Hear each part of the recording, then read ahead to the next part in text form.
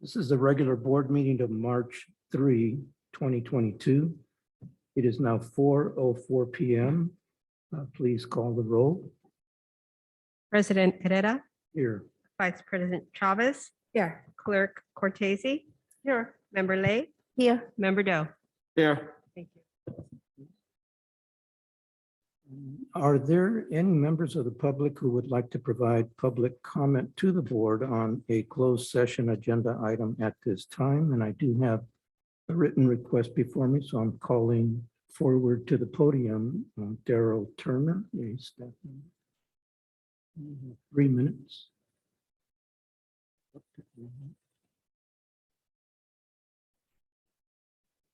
Yes, and turn on your microphone.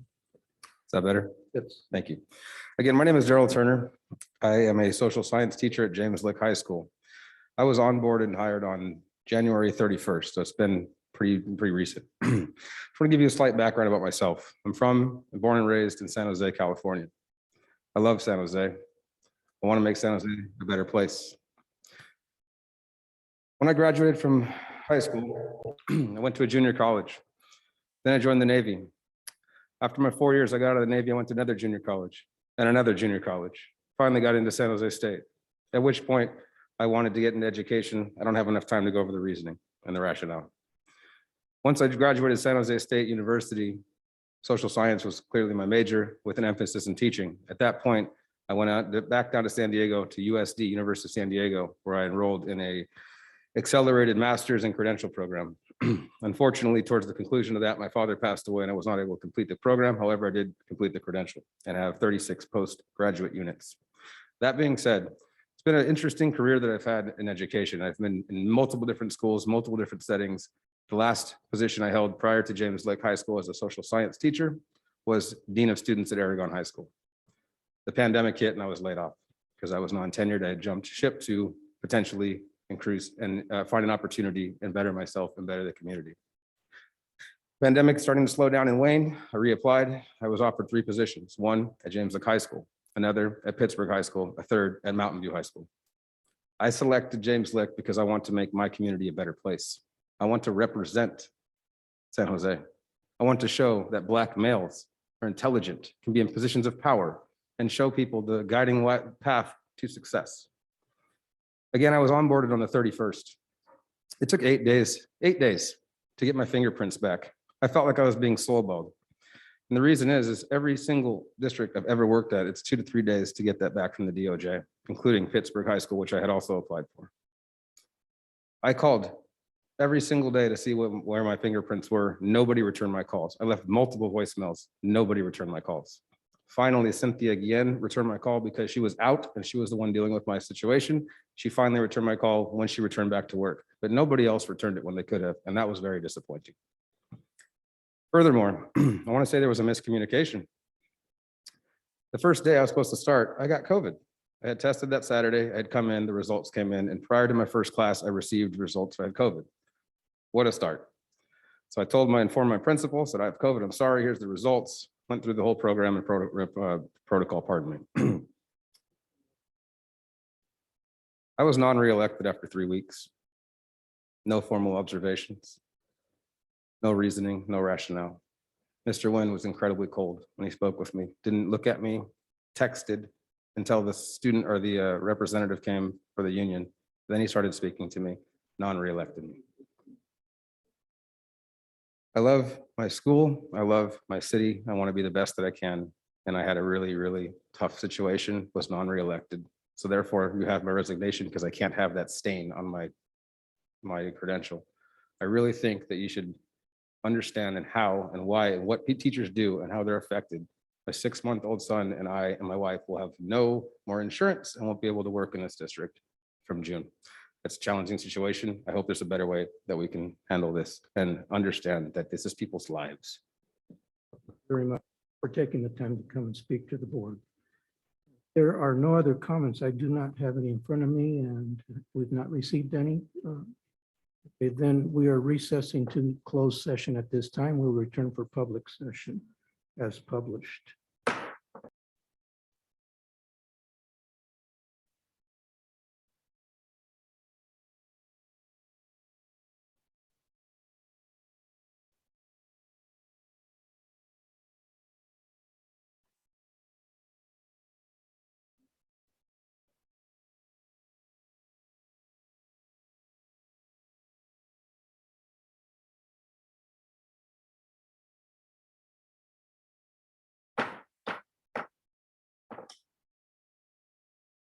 Good evening, and the board has concluded its executive session, its closed session. We apologize that we ran over time by a full half hour. We're now beginning our public meeting. Let's please rise for the Pledge of Allegiance.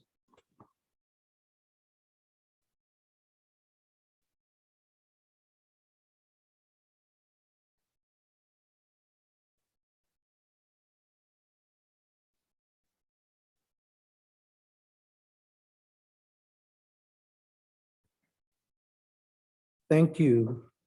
For members of the public who wish to provide comment, you may raise your virtual hand in Zoom online to request to speak and offer a comment in real time. In-person public commentators will be allowed entry 3 speakers at a time in the boardroom. Upon conclusion of a speaker's public comment on the agenda item, the speaker must exit the boardroom. You may also submit your comment online by accessing the form on the district's homepage at ESUHSD.org or the link on the agenda. Please reference the agenda number in your written comment and limit your written comments to no more than 1,000 characters in length. Public comment submitted online will be read into the record. Please note that all board meetings are recorded. All regular and special meetings of the board and study sessions are streamed live on meeting nights and are also available for viewing the day after the meeting by accessing the district's YouTube channel listed on the district's webpage, again at ESUHSD.org under the quick links section. Note that the board is not able to respond to items that are not on the agenda or to any personnel related issues. Your comment will be read into the record and will be directed to the superintendent and or the appropriate staff member for response. Interpretation of this meeting in Spanish and Vietnamese can be heard by accessing the link and following the instructions shown on the agenda and the district's website.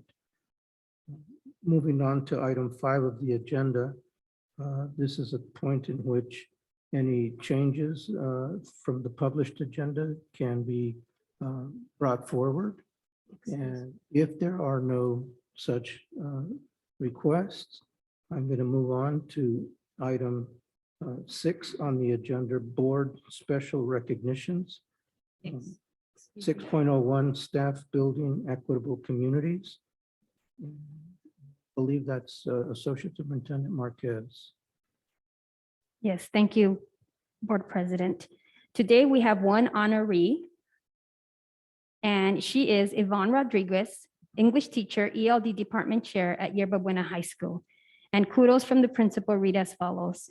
Ms. Yvonne Rodriguez is being recognized for the work she has done. She is a Yerba Buena graduate, and she has returned to Yerba Buena as an English ELD teacher. She is currently the ELD department chairperson. For the 7 years that she has worked at YB, she's continued to improve the ELD department. She always goes above and beyond to support English learners. She also teaches AVID classes where she provides guidance to students who will be the first in their families to go to college and return to their community as leaders and mentors to future generations.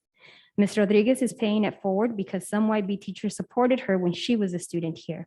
She continues to work hard to support the Yerba Buena community to ensure that students get the support that they need to be successful. Congratulations to Ms. Yvonne Rodriguez.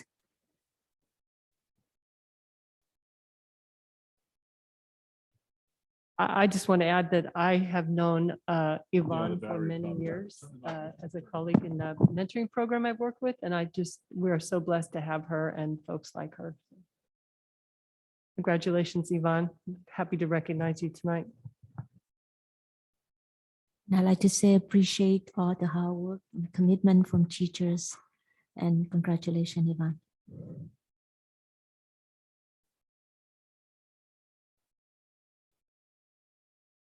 Who directing? Okay, sorry. I'm a little confused here. I have a message that someone wanted to speak under 3.02. That's the Pledge of Allegiance. That is correct. We can backtrack. Who is it that wishes to speak? We have online public comment by Mr. Larson. He states, "It looks like we as a school district are skipping item 3.02, Pledge of Allegiance. We seem to have skipped it last meeting and the meeting before. Are we going to skip it tonight? You see, here is my view as a parent. We need all kids and teachers and parents and classified to know that the American flag belongs to them. It is what America stands for and may lay down their lives in war to honor the flag. Let us let the kids know that if they do not like things about America, then work to change that peacefully and always respect the American flag. Make it yours." Did we skip the Pledge of Allegiance in the past school board meetings? That is the end of public comment under that item. Thank you, Mr. Larson, for your comment. And for the record, I believe we have begun our meetings with pledges of allegiance, every single meeting. So I'm not sure what's online, but we did begin, and I appreciate your concern and your support for the Pledge of Allegiance. Moving on, we are at item 8.01, and this is where under special order of business, board members or the administration can request a reordering, a different order of how we approach the published agenda items. I'm sorry, what was that question? Board President, 7.01 is the Paula Escobar and a report from the Student Government Board. My apologies. I don't see her currently as a panelist, but So is Paula Escobar online?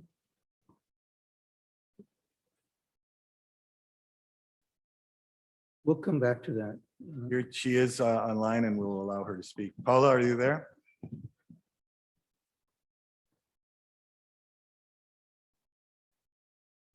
Also, at the conclusion of Paula Escobar's comment, I do have public comment under this item as well. Okay, under 8.01? 7.01, yes. I just heard you say 7.01. Oh. Okay, thank you. So Paula, are you available now? If not, let's hear the comment that someone wants to make under this part of the agenda. We have public comment from Mr. Larson. Paula Escobar, Student Governing Board Representative, is a great student rep with the school board because she speaks well on issues and represents the students well. I wish to compliment Paula Escobar on the way she speaks up for positive change. Great job, Paula Escobar. That is the end of public comment under this item. Thank you. And do we now have Paula Escobar available to speak? All right, we'll come back to hear our student representative. Moving on to item 9.01, hold public hearing regarding A through G completion improvement grant.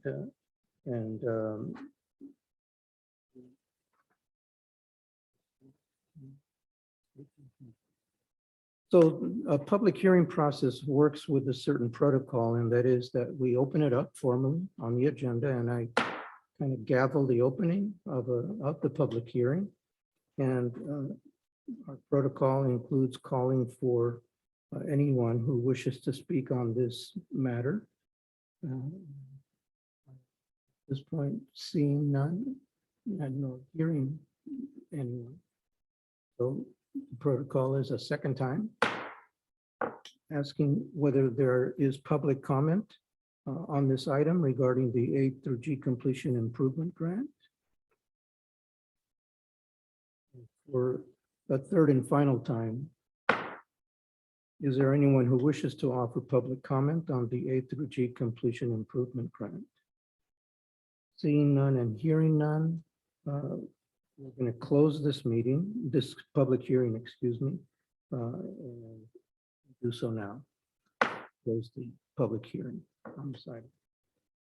Item .902, discussion or action regarding A through G improvement grant. Associate Superintendent Teresa Marquez.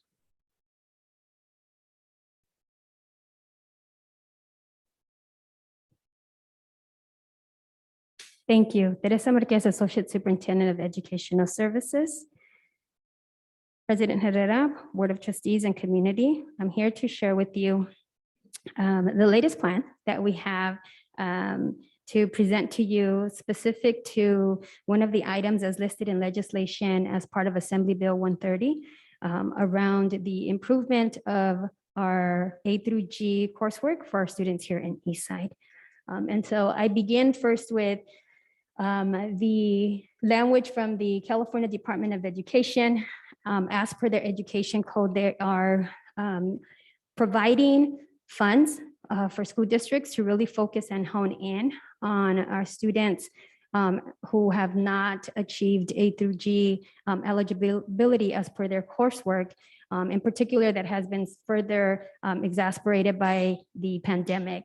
And so specifically to this new portion of Assembly Bill 130, the requirement for districts is for us to develop a plan as to how the funds received under this particular section of Ed Code and legislation are to be used for our unduplicated students, which are those students that qualify for free and reduced lunch, our English learners, our foster youth.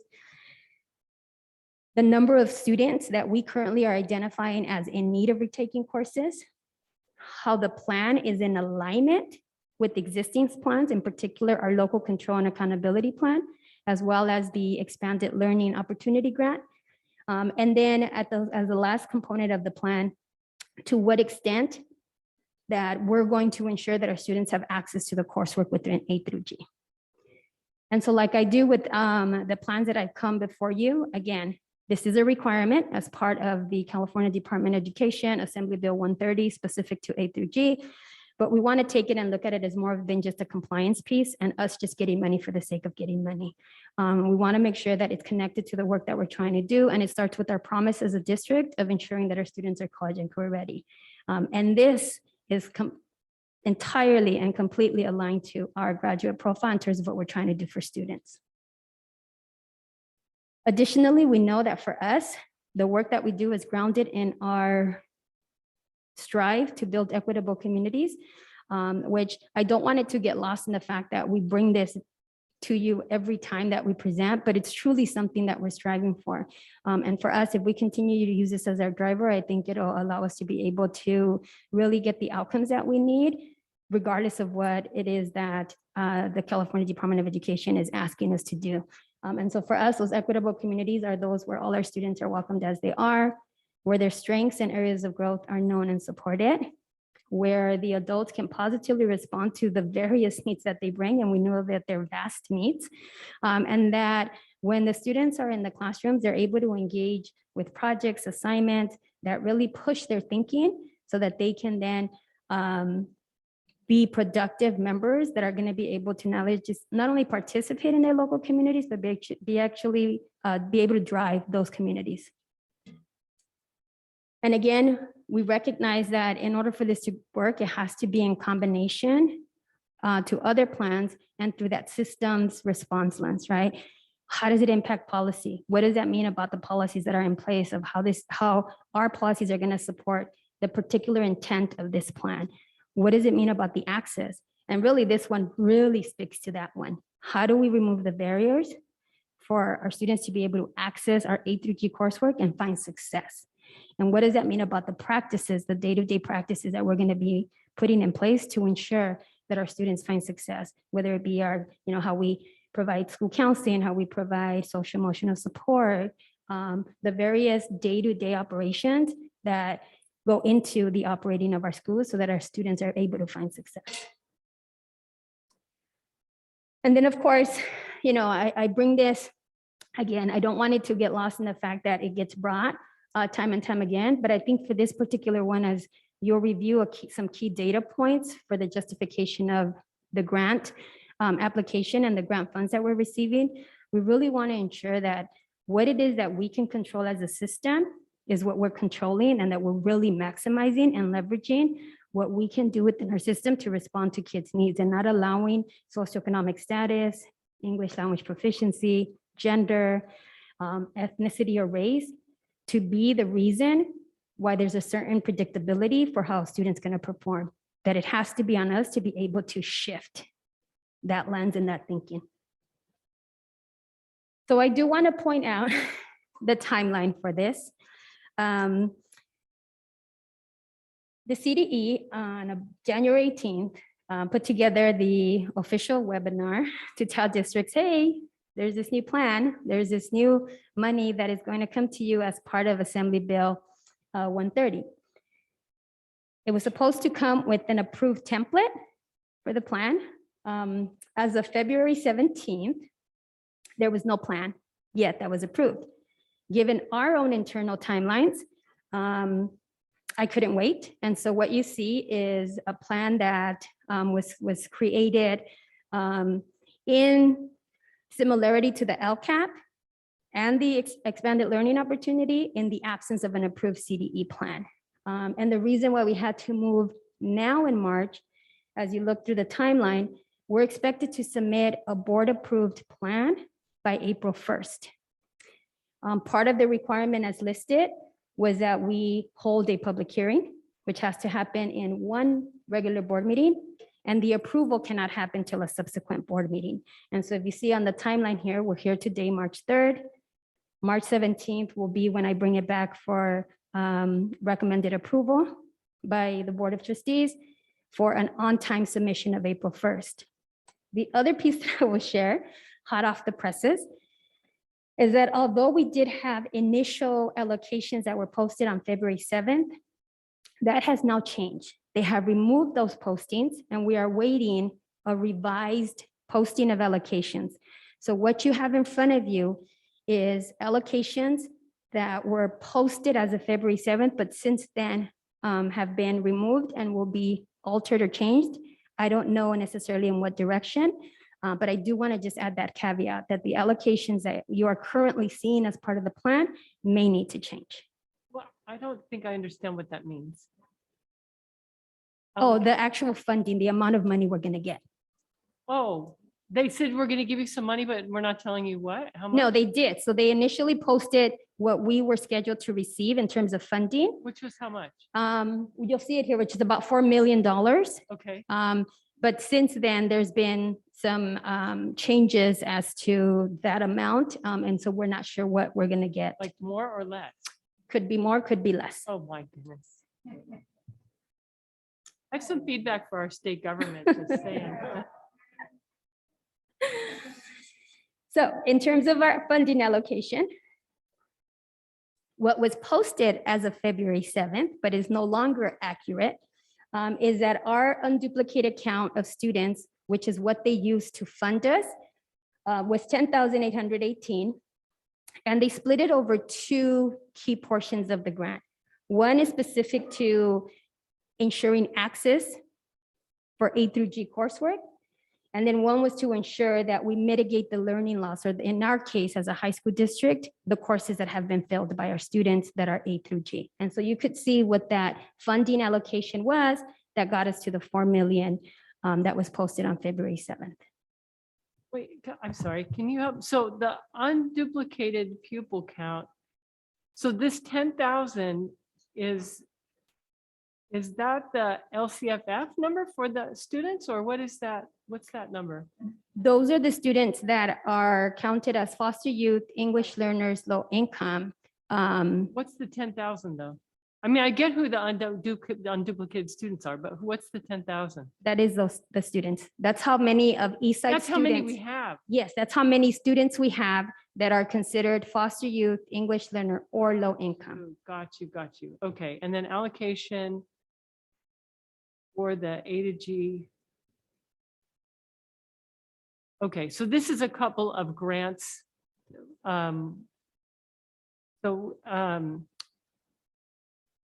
This, what you're talking about tonight is the A to G access grant or the A to G learning loss mitigation grant, or both of them? Both of them, it's combined. It's The combined. legislation combines it under one, which is called the A through G improvement grant. and they separated it based on your district's current A through G completion rate. So if it was at a certain percentage, you were given what was called the access one. If you were at a higher percentage, you were given the success grant, and it was a less funding.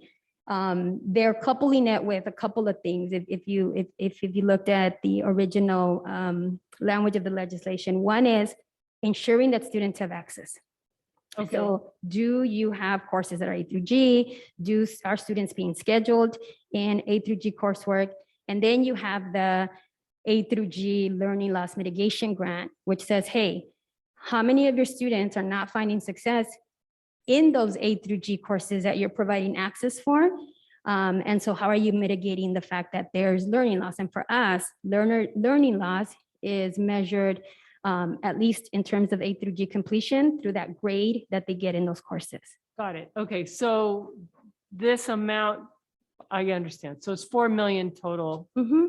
give or take, depending on whether they give or take. I get it. Thank Correct. you. Yes. So as with any grant, there is what they consider to be allowable expenses. So this is directly from the language of the California Department of Education. So when you look at the A through G access portion of it, they specifically want us to focus on professional development that ensures our staff understands, A through G coursework so that we can improve enrollment in AP courses and enrollment in A through G classes. Looking at our counseling and tutoring services for our students, looking at expanding the courses that we offer. And then this is huge for us, is supporting our students and being able to cover their test fees for AP and IB, specifically for our unduplicated students, so that that doesn't become a barrier to them taking an AP course.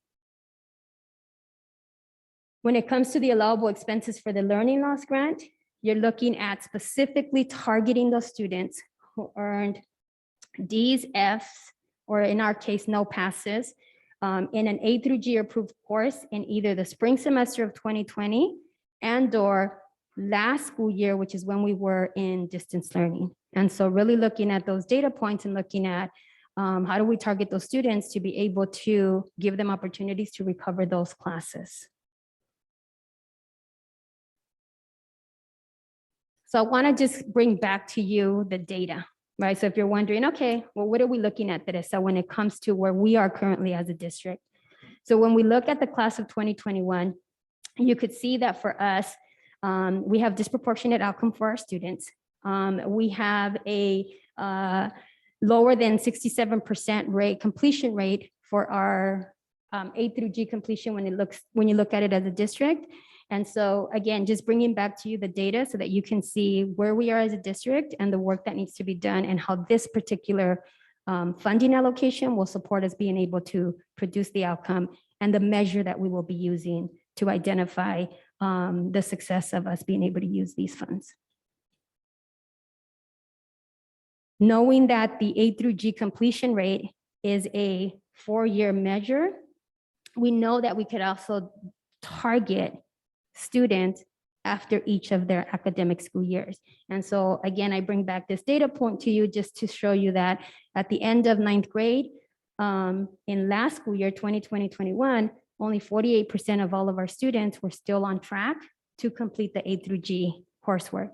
And so you could see the disproportionality also that exists when you look at it through the various racial ethnic groups and then through our special target populations.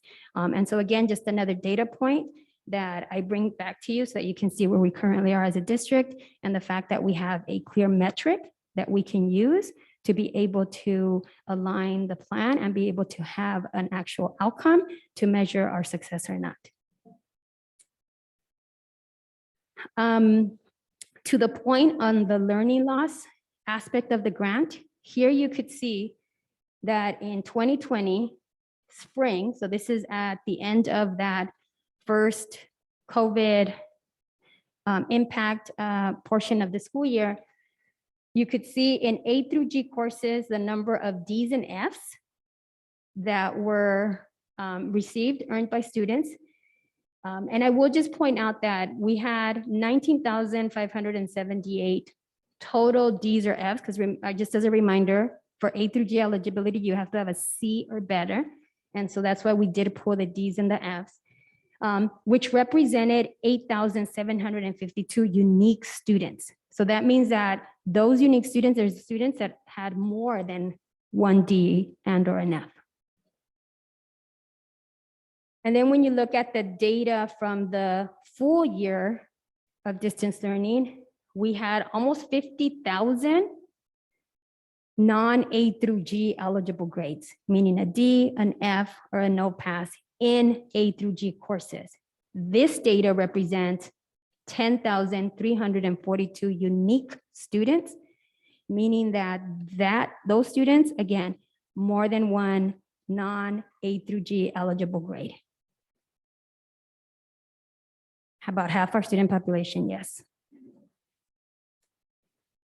So the data clearly shows, one, that we have a metric to be able to determine the success or not of whatever we put in place, and two, that we are able to identify the students that we can very specifically target, right? In particular, when you pull the grade data.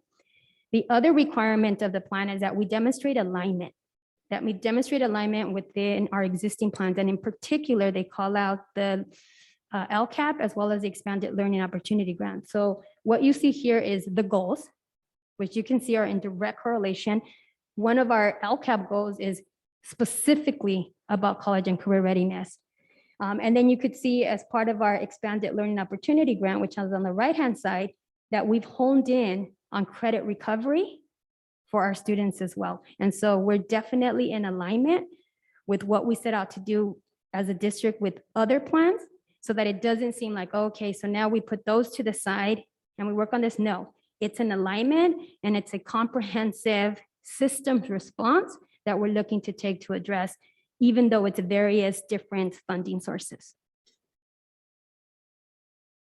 And so I point out again, in the LCAP, goal 1 specifically calls out the A through G college and career readiness indicator.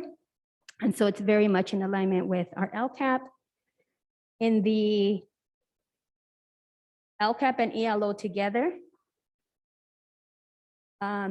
you could see here that what we had included within the action items specific to the LCAP and the ELO are in direct alignment with the expectation of the use of funds for this grant. So I'll point out to a couple of things here: the school counseling aspect of it, the PSAT, SAT, IB, and advanced placement exam access, the credit recovery, summer school, the learning recovery mini sessions, our tutoring. So we were already thinking about how to support our students in terms of recovering their course credits, as well as their A through G eligibility through these other plans, that this one now is just going to come in and supplement and support that work. So when you look at the plan in itself, and you have the full plan as one of your attachments as part of the agenda, I've pulled out some of the key items. You could see that I've called out specifically action items that we can expand on, that were both in the ELO as well as the LCAP. So I'll point out things like the mini learning sessions, the expansion of summer school.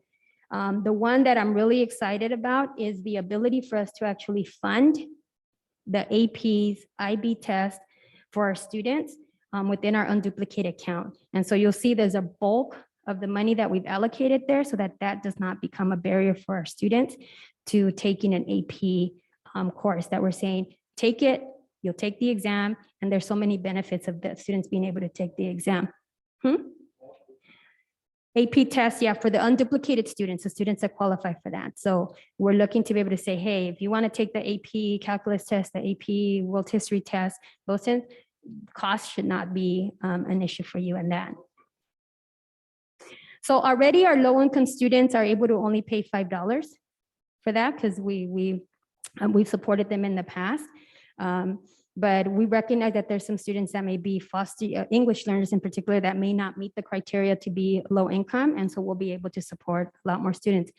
And really, when you look at it, one of the approaches we want to take, that because about 50%, and you saw the number of our students are considered unduplicated counts, it's hard for us to just hone in and just say, okay, only for you. we take a district-wide approach. And so we're preparing to look at how do we support as many students as we can who are unable to fund the entire, I think it's $86 per AP exam, to at least maybe pay for one or two of those exams across the board. So that doesn't become a barrier.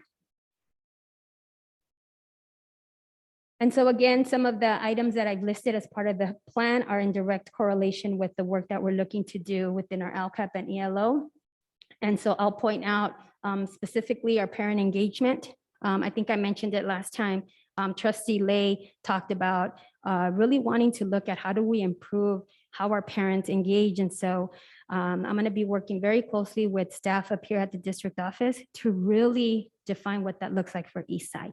And how does that then get translated or aligned with what's happening at the site. So bringing together our district parent community involvement specialists, bringing together our two community resource specialists that we have. We have Maria Arce and Tree Cow, who I think can really, if we really hone in on their abilities to be able to bring parents together, we could really develop a comprehensive parent engagement plan that is part of the LCAP, part of these plans that then can get supported and can get worked out at each of the specific sites with the parent community involvement specialists that they have there at each of the sites. So that it's a lot more aligned and a lot more comprehensive. So it's not lucky you that you go here and you get this, but that it really becomes, hey, our parents have all these varying levels of access to be able to engage with us as a school district. And so I conclude with just some next steps. As I mentioned at the start with the timeline, first meeting is public hearing as well as a presentation of the plan. I will come back to you March 17th seeking approval of this plan. And then upon approval, we will be able to meet the required deadline of April 1st to be able to receive the funding. Thank you. Does that conclude your presentation? Yes. Thank you very much. Members of the board, any questions or comments before we proceed? Only that I get. Thank you for the comprehensive presentation. ADG is always top of mind, so I really am glad that the state is putting money specifically for this because it's really important. So when I think about one of my experiences in A through G and AP honors classes going through the system, I remember having to sign a contract.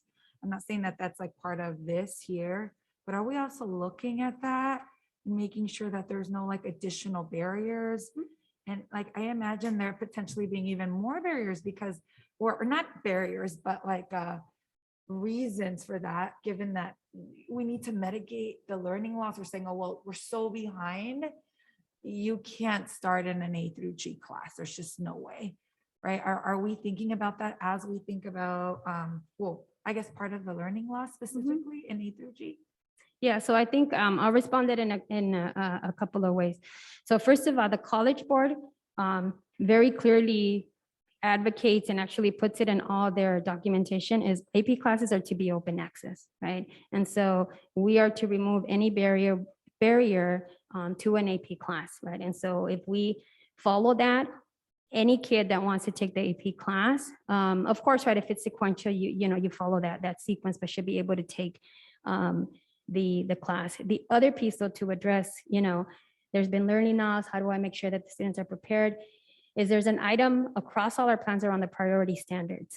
And so I think I spoke to it last time where our subject area coordinators are working with our subject teachers across the district to identify what are those key essential priority power standards that we want to make sure that we address across each of our content areas so that there's consistency and alignment. And so if this is Math 1, then this is Math 1 here, here, or there. If it's English 1, then it's English 1 here, here, and there. And that then there's that progression of skill building as well as content that goes into the next levels. So it would address that particular piece, right? Because if I have a clear understanding that this is what we're going to ensure that our students master both skill-wise and content-wise in English 1, then when they move on to the English 2 level, they're going to be prepared for the English 2 because we've been able to hone in on what the English 1 content and skill level actually means. That's helpful. And I think I heard the expansion of courses because that's been another question. Like, is there enough AP courses in a school to support all of our students to have access to that rigorous class? Enough, I think it depends, right? Because the master schedule is driven by student request, right? Do we have enough students that have, requested an AP calculus class or, and even that, I'll kind of answer both as one request, but two, it's like, what are we doing to ensure that there's enough students that are seeking out those AP classes and who's enrolled in those classes? So yes, we're definitely looking at, who's enrolling, what are the classes that we're offering, but I do want to just remind the board that this board years back, set forth a resolution that A through G would be our default curriculum. So I think sometimes when you look at legislation that comes out from CDE, they look at it from a lens of some districts being at point A and some districts being already at point, D or E. And so for us, that opening of A through G coursework, we were well ahead of that. Right? We have a default curriculum that says we're A through G. Now it's a matter of how do we get more of our CTE courses, for example, to be A through G? How do we get additional pathways or courses that are A through G to give students more options in terms of the path that they choose to take and ensuring that it's still a path that is A through G? Yeah, I think that is what's top of mind, top of heart, because the data with or without the pandemic, it's very clear. There are a lot of groups that are being left behind. And I really appreciate the creativity of like, does it look like it, like an A3G course in like your traditional way, right? Or is it through a pathway? But I think it's important for us to continue to interrogate that. And aside from offer those courses, like make sure that it's part of our thought process and our plan to figure out how do we support our students and knowing that these are pathways that they can take, that these are possibilities for them, even though they might have not ever envisioned it for themselves. Like that's part of the work. And oftentimes the most important part of the work, right? Because the kids will step it up, right? So long as they're given the opportunity. And then the last thing is math. Data tells us that math in A through G is the biggest barrier for our students to meet A through G, right? And when we look at these numbers too, and where we got the most D's and F's, it's in math. And so I'm wondering, is there a focus in math so that we can, support our students? And it might not necessarily just look like in providing more A through G courses, but like the underlining scaffolding and literal academic support and the other support, like to support the whole student to be like, hey, can do it. Yeah, I think for the math, it is one of our subject areas that has a higher DF rate, but it's really English is the bigger gatekeeper because you need 4 years of English and you only have 4 years of high school. For math, you need 3 years. You have one room, 1 year to be able to kind of wiggle around it. But going back to the math aspect of it, it's I think what I mentioned about the priority standards, making sure the teachers are aligned so that it becomes not, I have a book and I'm going to go from page 1 to page 747, but rather no, right? We're going to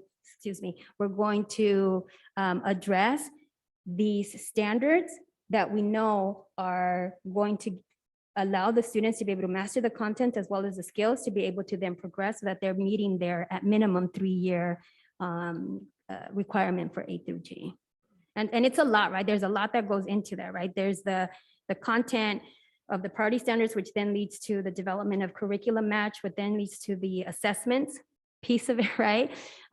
Which then hopefully leads to how do we look at, grading practices, what are we grading? And so it's a big kind of picture of getting to that end goal of A through G completion rate, but it's all these steps that have to kind of come before it, right? Yeah, I get that. I understand that. And I'm going to push a little bit here. I wonder if there is an opportunity to really dig into some of the biggest obstacles that data and history has shown us. And this is why I bring up math, right? So as we think about what would it mean to ensure that our students are successful in meeting A through G, really getting to some of the core stuff, even though it might be 3 classes, I still hear that is the thing, right? And I can tell you, I used to teach math and you taught math too, right? And I was a math teacher for 10 years. There you go. I didn't teach that long, math, but over and over again, our kids talking about how they're not good at math. And it starts young. And when you hear that and then you see it in the numbers, and you talk to a lot of adults in the schools and you see the same thing, it's telling you something, right? And so I wonder if there is an opportunity to push ourselves here with getting a little bit more specific around maybe math. Yeah, and it is, and we have a subject area coordinator, Mr. Yu, who's working, across the board with math teachers, and we definitely are honing in. We have a new proposed course, actually, that'll be piloted at 3 of our schools, our data science course. And so it's a number of different pieces that go into responding to the high D and F rate that we have in our math classes, right? It's what are we teaching? How are we teaching it? And how do we know that students have learned it, right? And then what are the various opportunities, which include the creation of different pathways, that are A through G, which include this data science course, so that kids can have something different and more options within the math. Any other I comments? just want to acknowledge you because, this is something the state just threw at you without any template or support and without much of a timeline, and you just scrambled and got it together. I mean, we're already doing a ton of stuff for A to G, and we're not going to let 4 million go by. I mean, I know you're not going to let 4 million go by. So, I mean, kudos to you for getting this together and meeting the timelines, and I know it's a lot of work. Thank you, appreciate it. President. Member Bondley. This is the first time that we receive the grant A to G. Yes, Oh, so this is the first time. yes. Wow, that's exciting. Mhm. I was wondering that when I really appreciate that this presentation is very comprehensive and it's a lot of work. So and I'm looking into every category that, administration want to achieve. In the page that say alignment with LCAP and ELO, wondering about the community learning hub that provides students with access to technology, high-speed internet, and other academic supports. So the grant will help to support our student on the high-speed internet, or what, that's the access. What I'm thinking is, how do we support on the high-speed internet? And actually, right now we have our internet support for all our students. And high-speed internet is something that I think other student and other resident have to buy. So can you clarify a little bit about this? Yeah, so if you recall, when we received, I'll call them COVID dollars for lack of a better word, one of the major items or requirements there was for us to be able to ensure that students have devices, access, connectivity. And so that's what that's referring to, our ability to be able to provide one-to-one devices to our students, as well as, if needed, hotspots, the internet. You all are well aware with our project around the community wireless project and how that's progressing. And so that's what that's referring to, our ability to be able to continue to support those needs. Now that we continue to be able to have opportunities for students to do like the on-demand online tutoring, that's online. In order for you to be able to access that, you need to have a device as well as connectivity. And so that's what that's speaking to, our continued commitment to be able to do that. And obviously, you know that we have our IT department that consistently is upgrading and updating and ensuring that we have what is needed to be able to programmatically, for me, do what I need to do. And then they provide the technology aspect of it. Excellent. So my next question is, in this program that we support those D and F failed student, I know that we've been talking before, our administration has been has a program that prevent, supporting. So before the student, they get D and F. So when you receive the grant from, from state, and so this is a supplement to what we have right now. So, so our program will be much more fulfilled. Yes, that is, you're absolutely correct. Mhm. Absolutely. Okay, that's two important questions that I want to ask. Thank you. Thank you. Right. If there are no further comments, want to thank you again for your presentation, and this is a presentation only. Yes, No presentation action only. tonight. No, not tonight. Okay, Thank you'll be you. coming back. Great, thank you. Thank you very much. Moving on to item 10.01, and this is where public members who wish to address the board can speak. And do we have any requests to speak? Or any Yes. comments to be read? Yes, we have public comment under this section. First public comment is from Joel Herrera. Greetings, my name is Joel Herrera and the board president is my brother. In honor of President Herrera being in his 32nd consecutive year of board service, I want to share this personal story about him. Did you know that President Herrera never graduated from middle school? Well, believe it or not, he didn't, but there's an explanation. President Herrera attended Peter Burnett Junior High for 7th, 8th, and 9th grades, and he would have graduated from 9th grade to high school. The Herrera family moved in November, however, while President Herrera was in 9th grade, and that's when he started attending Overfeld High School. So President Herrera didn't get to experience a middle school graduation ceremony because he moved from a junior high school to a high school. Thank you, President Herrera, for your ongoing service to the East Side Union community. Peace and blessings to all.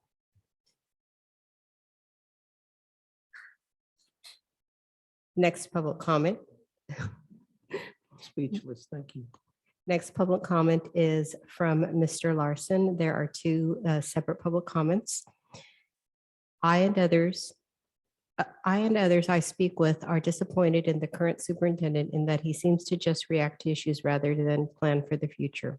We have issues such as deficit issues. We need to close 1 or 2 schools sites due to decline in enrollment. Why does not our superintendent be forward planning and begin process of figuring out the procedures for closure of 1 or 2 schools? All of the feeder districts have closed schools. Go and check. So our superintendent is not planning for the future and seems not to be helping our school district properly as a leader.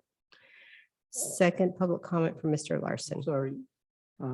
We do one comment as long as it's within 1,000 characters or less. If it's over 1,000, then we don't continue to the second one. It is.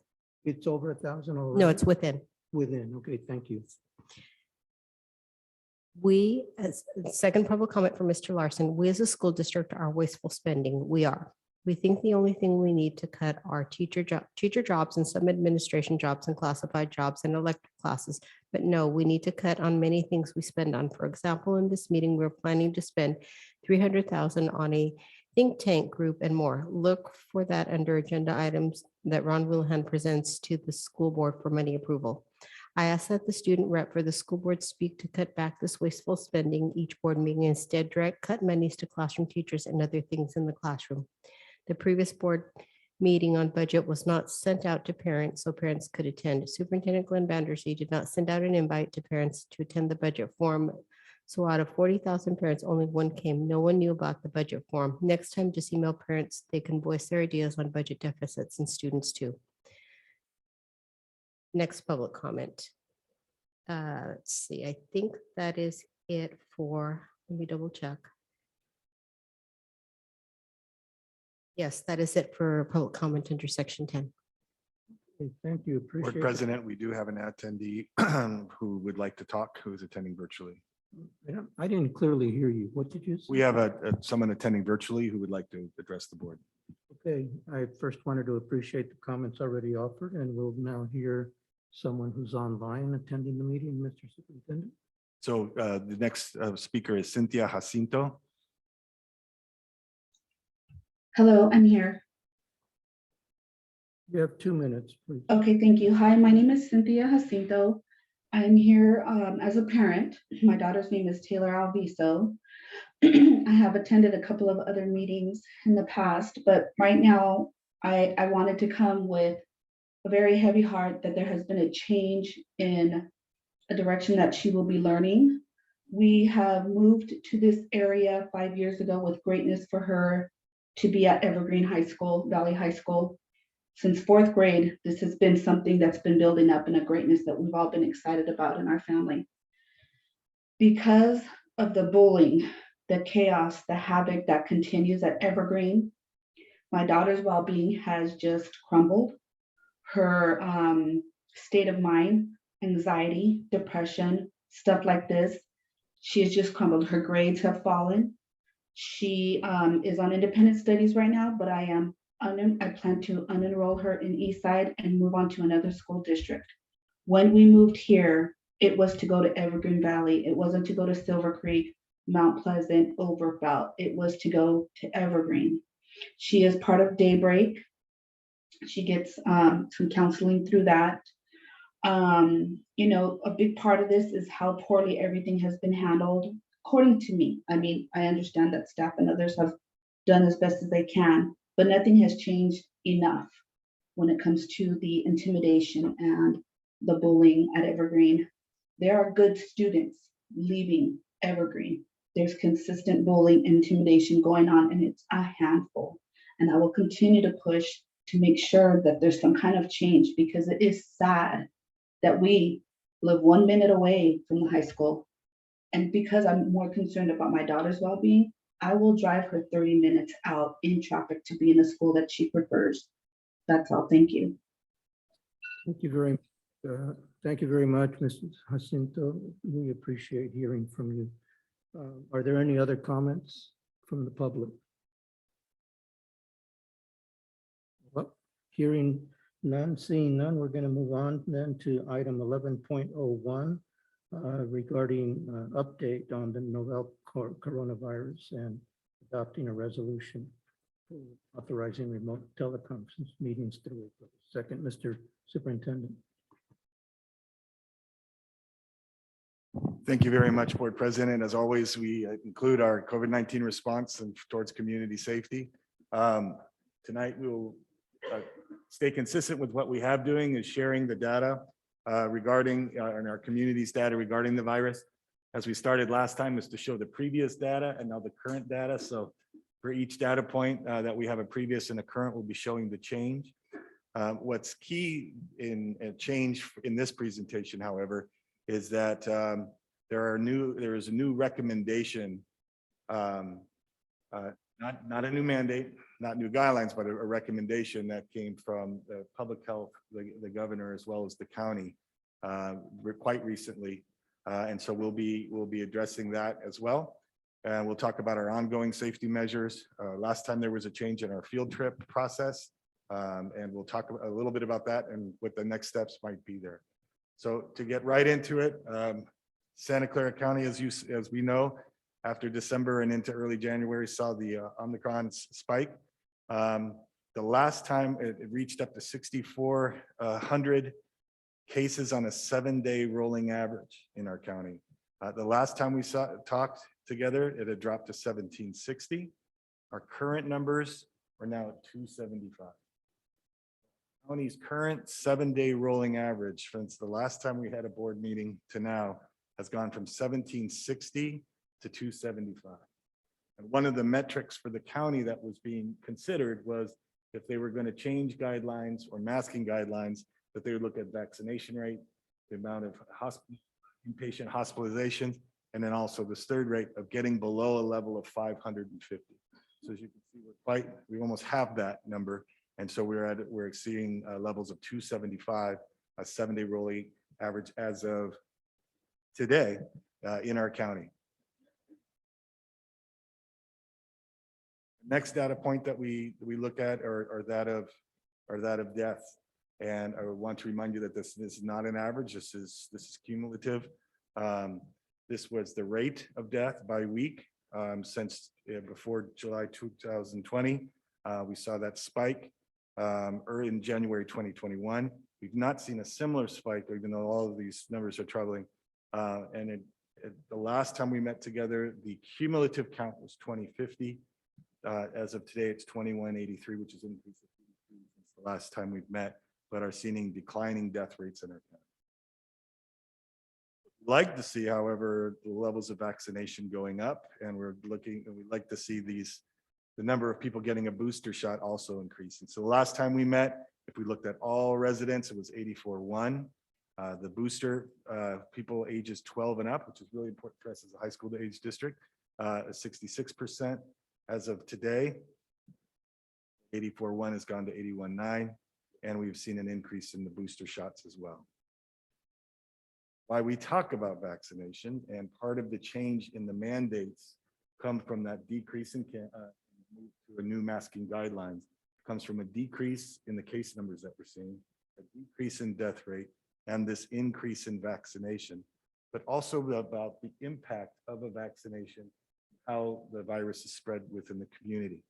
The last time we talked, we looked at this rather interesting graphic, which is per 1,000 residents on a 7-day average, what is the case rate for unvaccinated versus fully vaccinated persons aged 5 and up?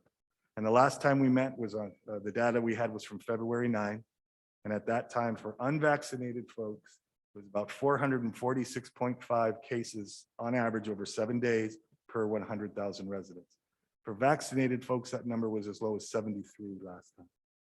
Let's keep these numbers in mind as we see the decline in positivities, 446 and 73. As of today, we see that 446 has dropped to 73 for unvaccinated and down to 12 for fully vaccinated folks. So we're seeing a sharp decline in cases, both for unvaccinated and vaccinated folks, but an increase in vaccination, which is still good to see. What do we look like locally within our system? The last time we met, February 10 at our board meeting, our 10-day count.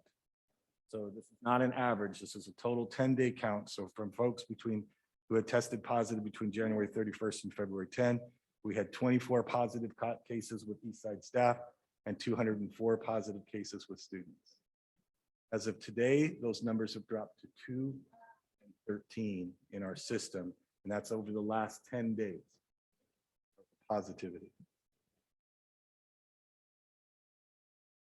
Also, we're seeing our Vax Verify and an increase in our vaccination levels among staff. Those are verified up to 87.2. So our data is at times consistent with the county in terms of our current levels of positivity. We're seeing the sharp decline around us and within our system. And so, as you had a question, or we're seeing a sharp decline in that, and in all those areas of both positivity rates, hospitalizations and deaths, and an increase in vaccination levels. With those in mind, I mentioned that data because that is the data that the state and local health agencies used when they issued new masking recommendations. Clear that these recommendations are just that. Different language than was used before, such as mandate, guideline. It has moved to recommendation.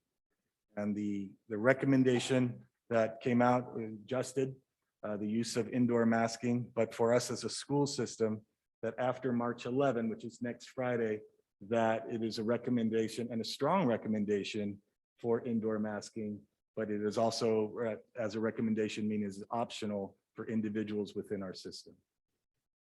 That's the new state guidelines. The science behind it is the drop in the rates of transmission and the impact on hospitalization, death, the increase in vaccination, but also now the understanding that those KN95 and N95 masks, using that does protect seem to protect an individual from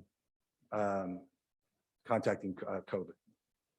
Our California Department of Health also put out, beyond Governor Newsom's declaration, new recommendations from the California Department of Health, which once again, after March 11, if you want to drop to the center here, they did remove the masking guideline or mandate, except for in certain areas.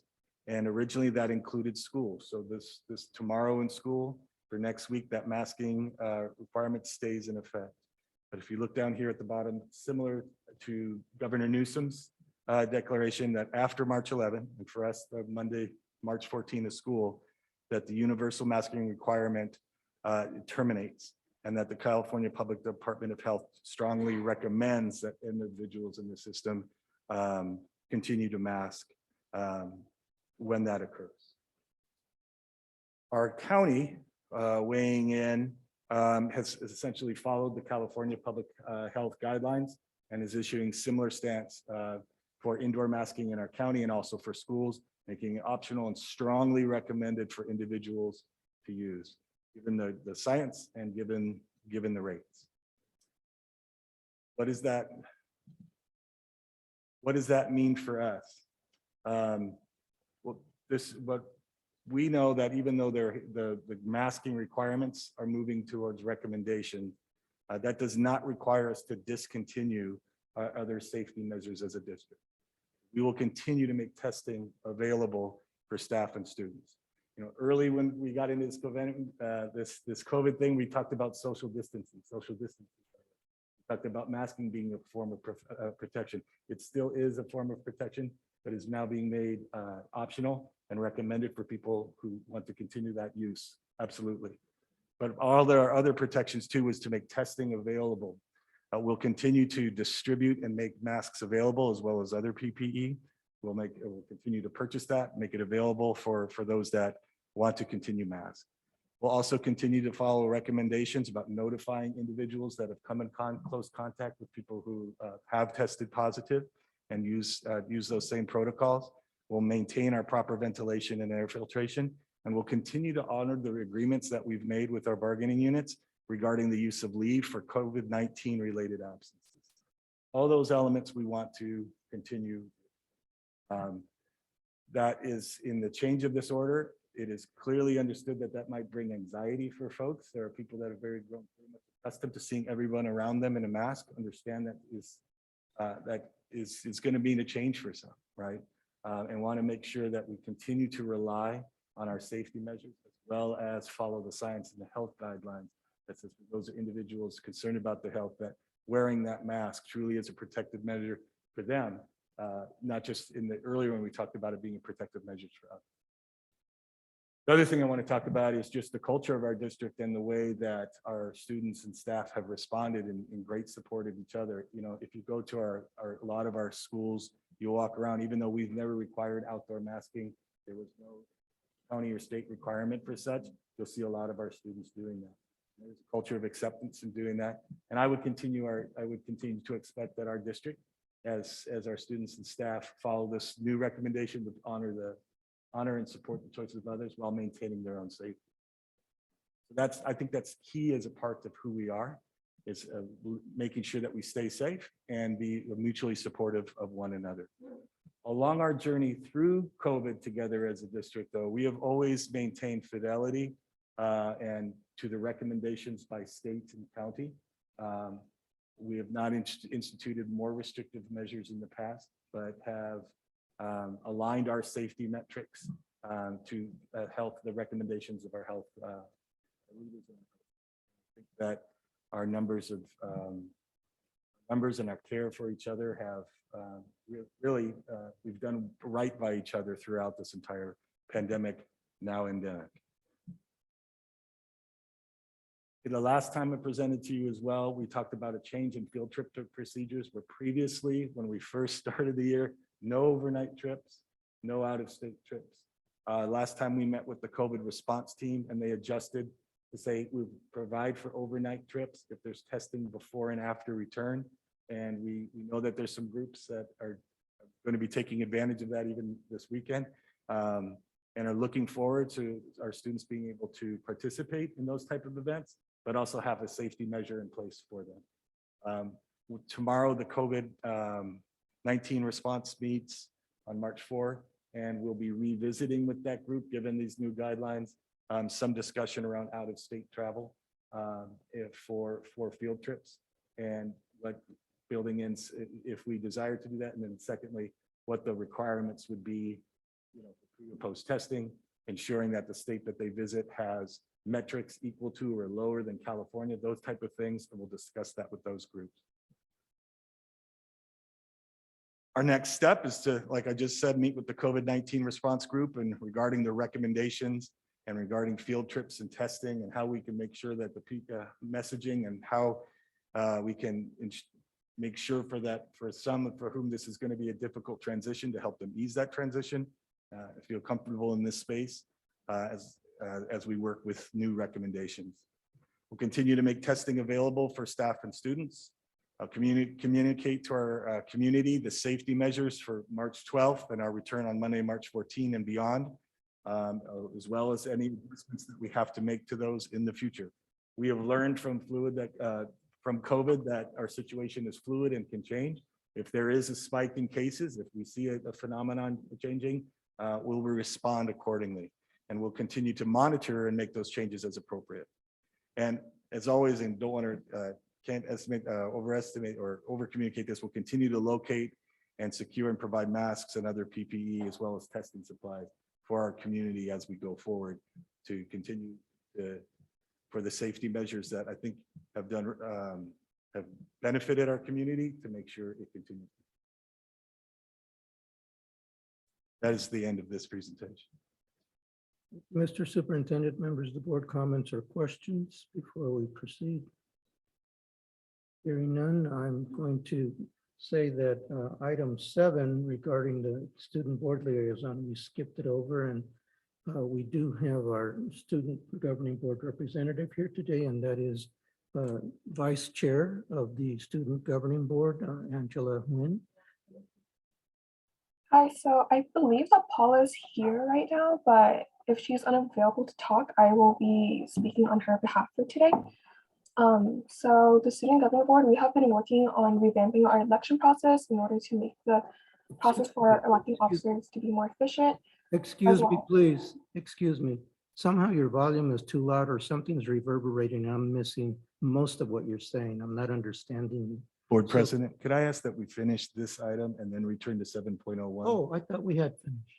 We have to take action on a resolution for our board meeting. Okay, sorry. folks. Sorry, Angela. I jumped the gun. When I asked for board comments and gotten, I thought we were done. Folks, let me course correct and return to the item that we were on, which is on item 11.01.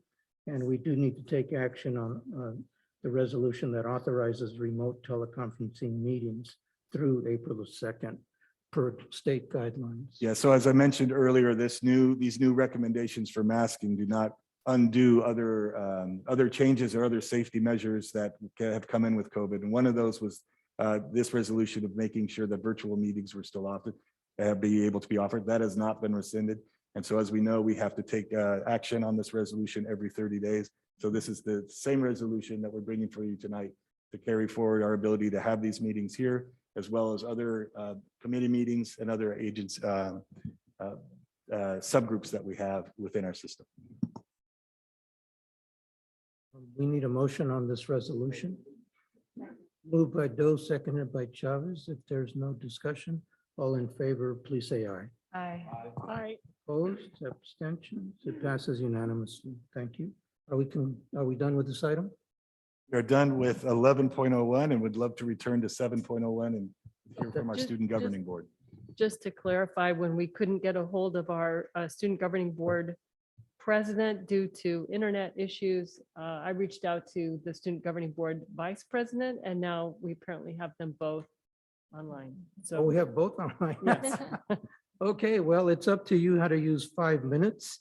Our student governing board representatives, we're going to take that time right now, and either Paula or Angela, please begin.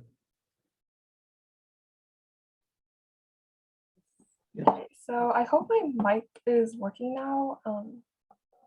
Is it? Okay, I'll be continuing. So currently, the Student Governing Board we're working on revamping our bylaws in order to make the election process for our officers more smooth. We'll do that by making the election process earlier and actually around springtime, so like around April, May. Okay, I want to again say that I hear a little bit of reverberation and it makes me just lose some words. So can the volume be slightly adjusted so it's not reverberating? Yeah, I'll see what I can do. Or just speak a little softer, Angela. We're adjusting on our side too, Angela. Go ahead, Angela. Just don't project so strongly because of, it's really picking it up. Okay, sorry.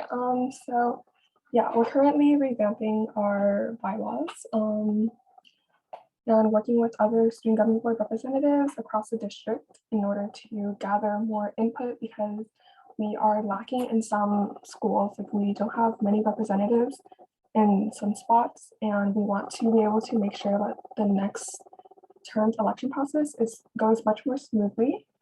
And with that, yeah, we need to work on our bylaws as well as our attendance because that has been dipping a little bit lately. So yes, and also we discussed about how mask mandates will be lifted and the state's loosening the guidelines, and how as students are a little bit more concerned with that because some students don't wear it during class, and that causes a concern for like other students who are more prone to illness, who feel uncomfortable with COVID still. And in that way, we still want to encourage our students to wear their masks as much as possible. However, we do understand that it makes some individuals uncomfortable, and we want to reach like an understanding between both parties. And in doing so, I hope that some sort of like compromise is made where more masks will be worn indoors and outdoors will be another situation. Paula, if you're still here, feel free to like add anything because I wasn't present at the last meeting because I was sick. We'll also be sending out, we plan on sending out like our applications for student governing board to different schools. And like to send it like a mass email to everyone and be able to advertise it as much as possible on all mediums as much as possible in order to really spread the word about student governing board and what we do exactly. And we want to send out emails to activity directors and requests for school-wide elections so that we are as publicized as ASBs, so like associated student bodies, because those are typically more well-known across every school on each campus.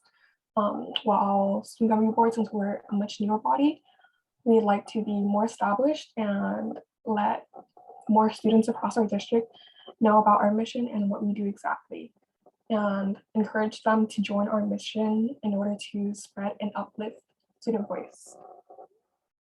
We'll also be sending out elections in the middle of March, and rather than having one school vote, we want to have every member of that school come in on a conclusion, and in order to reach a compromise between all just assembly members at every school so that they can, because certain matters on the student governing board are discussed, and rather we have like the main representative vote without consulting with their team first. And we want people to cast their votes on the basis of all the students at the school.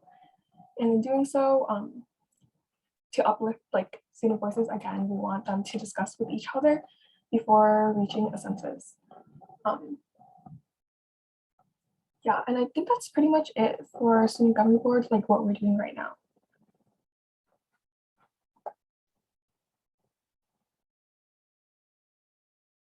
Any other comments by Paula or complete with this report? Well, I'm hearing no response, and so we're just going to say thank you for being with us this evening. You're welcome to continue participating in this board meeting and follow up also if she's on the news. You need to take care of other matters. We also to excuse yourself. We're going to proceed with our agenda. We're going to proceed with our agenda, which would be 11.02, starting California School Boards Association Delegate Assembly Election.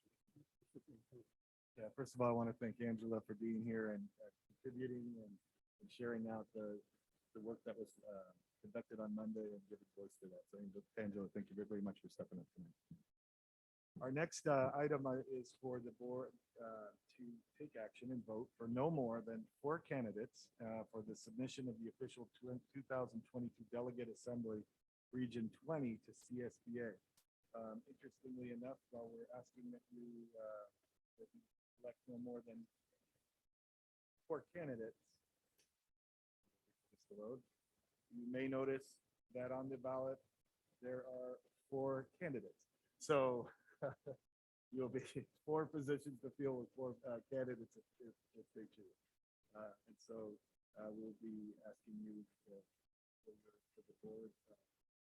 Also, we would like vote to- for one. Vote for my peers. Let's have a motion, members of the board, and for me, because I'm not good at notes, but if we only vote for one, it's kind of. Let's have a motion, please. I move to vote for one Lorena Chavez. Give a second. Moved by Ray, seconded by Joe, and that is for the board to vote for one of the 4 candidates for the job. There's no discussion, all in favor, please say. Opposed? Abstentions?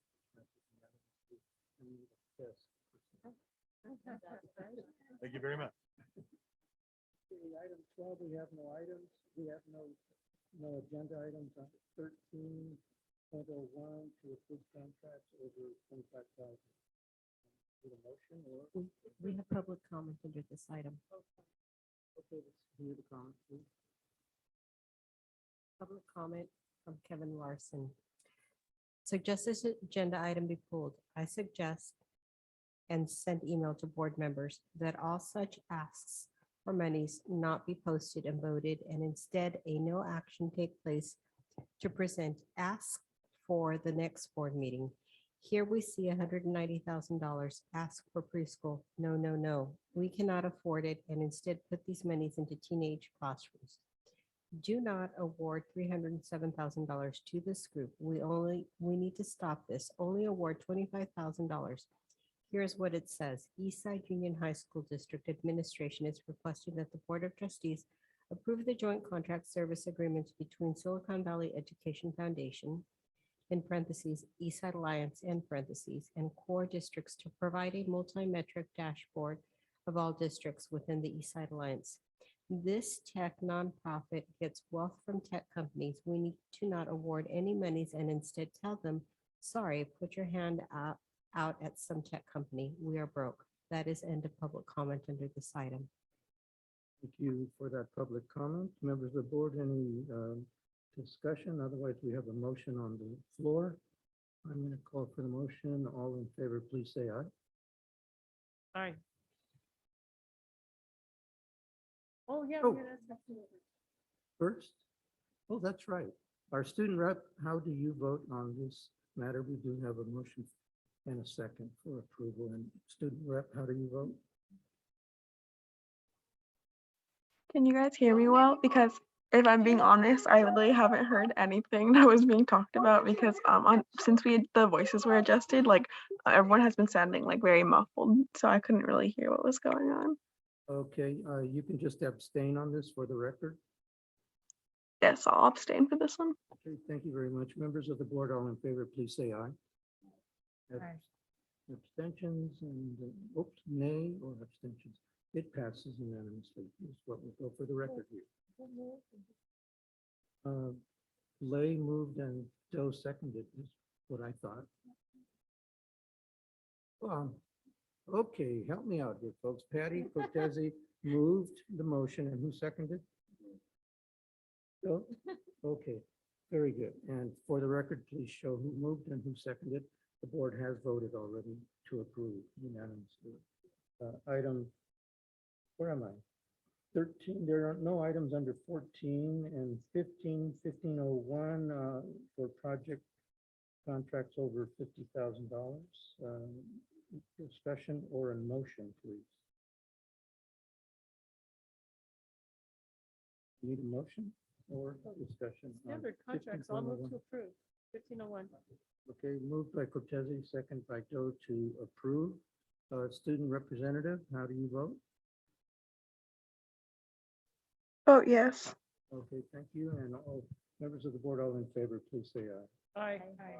Opposed, abstentions, and it passes unanimously. 15.02 for awarding contract for the federal E-rate program eligibility category.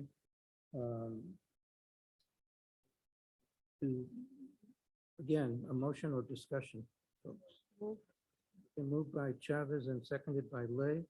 Student representative, how do you vote? And just for the public and the student representative, this item is to allow us to participate in bulk rate purchases of commodities, right? Yeah. Okay. All those in favor, please say aye. Oh, she already voted. On this one? Did you already vote on this one? Because we had a motion and I asked. It's 1501. This is, now we're at 1502. I didn't hear the student board rep on. Okay, under 15.02, we have a motion by Cortese, second by Doe. Is that correct? No. Oh, my God, we don't have a motion or a second. Oh. Oh.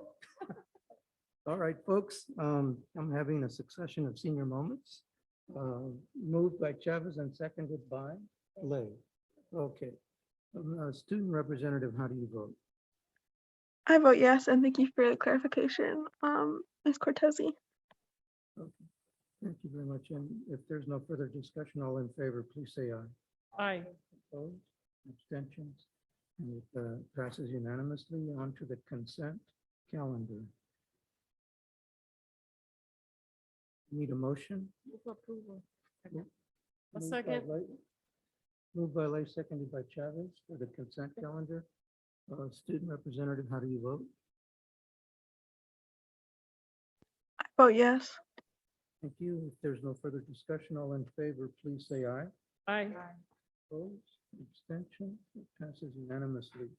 On to item 22, item 21, written reports and recommendations, and there are none that are being transmitted in this agenda. This board meeting, moving on, item 2201, opportunity for the Board of Trustees to request items on future agendas. Yes, I do have Yes, a Member Ray. request for presentation for child nutrition.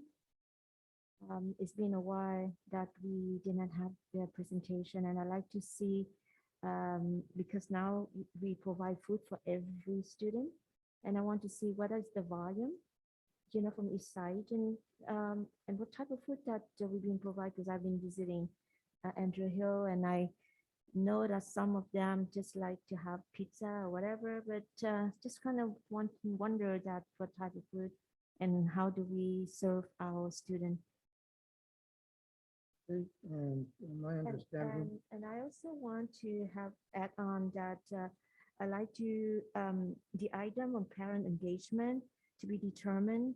I'd like to know when that we will have this presentation, because I have a couple questions about the parent involvement in our district, and do we have a parent services department? So maybe administration can provide that, so I know, because I've been asking about this item, I think it's been a long time. I'd like to hear the timeline. Yeah, we'll get that too. We'll work with the board president on that. Thank you. my understanding of this, when we request items, is that we give a lot of discretion to the administration for how they're going to fit it into their workflow, what makes sense for them when it comes back. So we'll just wait for that. Yes. Just Have a request. go ahead. I would like to get a better understanding of our mental health services. And this could be a report, it doesn't have to be a presentation, but just understanding how many mental health, how many resources we have for students here. So we have, I know we have social workers, and I'd be curious to know how many interns do we have. I'd like to know how do we get reimbursed for services like by Medi-Cal or through the county, or there's Prop 63 money, like how do we get any of that? How, who are our partners in the community? And is schooling services utilized as part of all this? I have such a foggy understanding of all that, and it would just be, so it doesn't need to be pretty. It could even be a list of bullet points, or I just would like to get a better understanding of how much of that is leveraged investment, like that we're partnering with the the community to be more like a hub rather than an actual service provider. I'm curious about that. Thanks. Thank you. Yes, member. Dale. I'd like to learn more about how are we handling managing our chronic absenteeisms from our students. What step are we taking to mitigate that? What are we doing to support the students so that we can redo? All right, I'm sure the administration is always willing to be responsive and doesn't mind when we don't request those. So we're going to move on from item 22.02 to 3.01. We're here at board comments. Okay, so I'm going to begin to my left with member Doe. No additional comment. Member Chavez, Vice President Chavez. Our juniors took the SAT yesterday. Yeah, go juniors. I know y'all kicked behind. Excited for them. I don't know how many of us were aware. Just wanted to make that and thank everyone for the continued hard work. No, it's hard, especially coming after break, coming back and getting back in the mode. So just a lot of gratitude and appreciation for everyone. Cortese. Just how heartening it was to see the decline in COVID cases in our district and just acknowledgement of what an incredible thing we have been through already in 2022, and the toll that takes on our organization and the way that everybody pulled through, covered for each other. You know, it was a lot of tolerance, a lot of stretching, a lot of really just pulling out that extra whatever to make it work. And I just really want to thank and acknowledge everybody for that, and just to share some hope and encouragement, like hopefully, knock on something, this is a light at the end of the tunnel.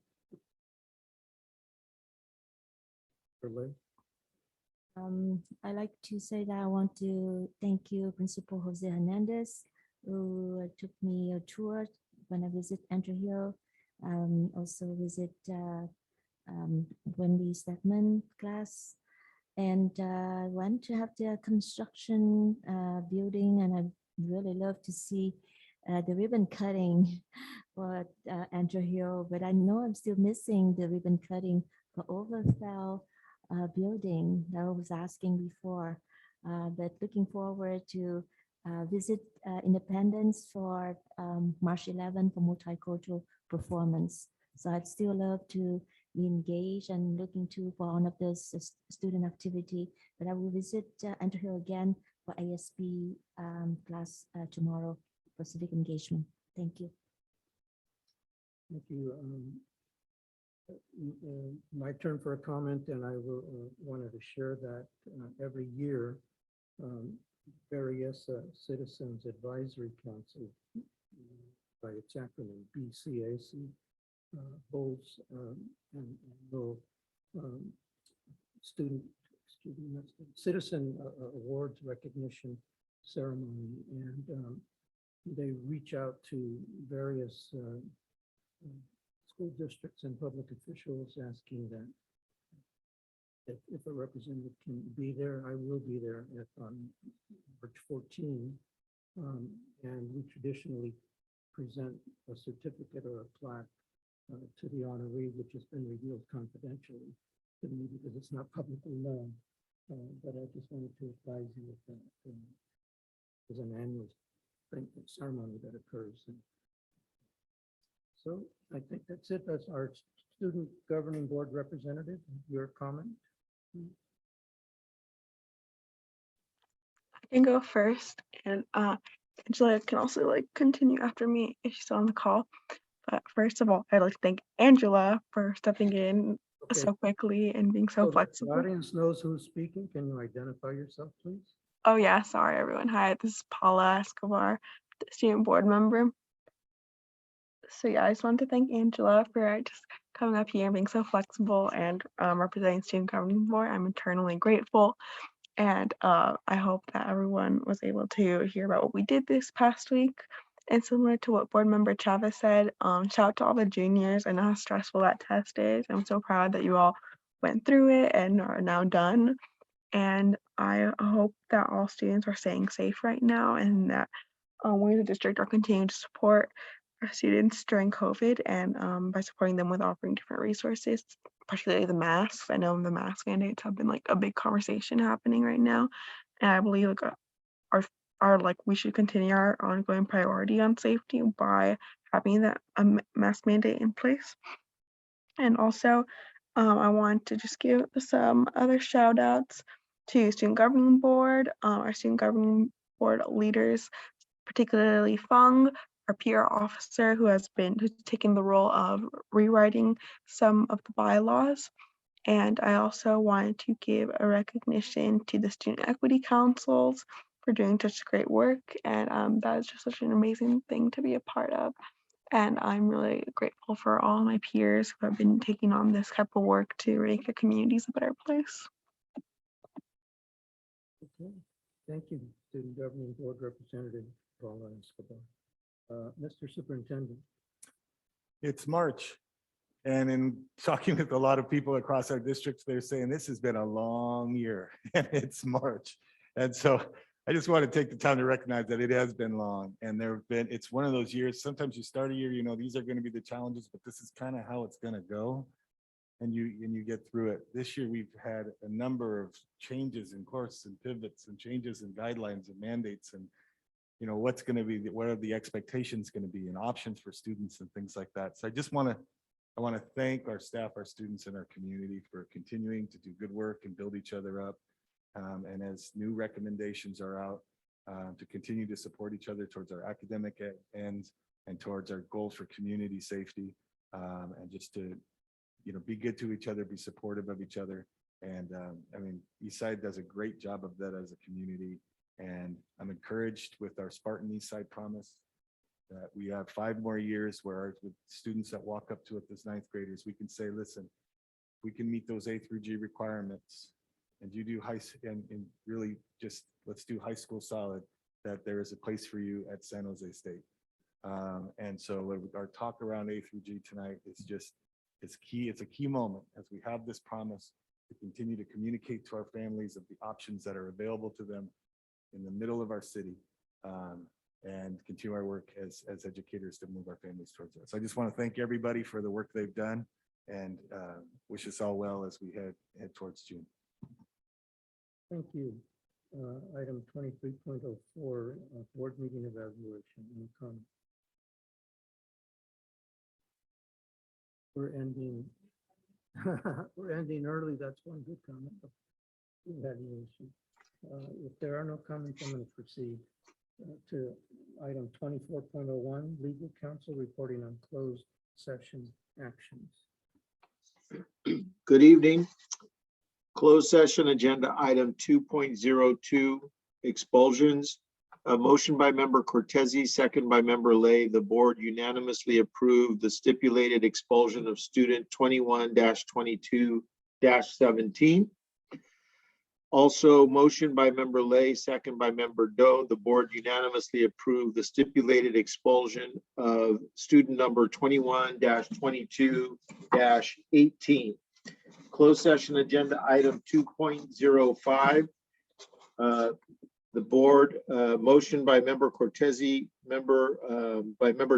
second by member Chavez. The board unanimously approved resolution 2021-2022-27, authorizing the non-reelection of 3 probationary certificated employees pursuant to Ed Code 44929.21, effective for the 22-23 school year, and directing the superintendent to serve those employees with written notice of non-reelection. Also, closed session agenda item 2.05. Motion by member Doe, second by member Cortese. The board unanimously approved resolution 2021-2022-28, authorizing the non-reelection of 8 temporary certificated employees pursuant to Education Code 44954, and directing and authorizing the superintendent to serve those affected employees with written notice of their non-reelection. There are no further closed session actions to report. Thank you. There is nothing else on the agenda, so the meeting is hereby adjourned at 8:07 p.m. Thank you.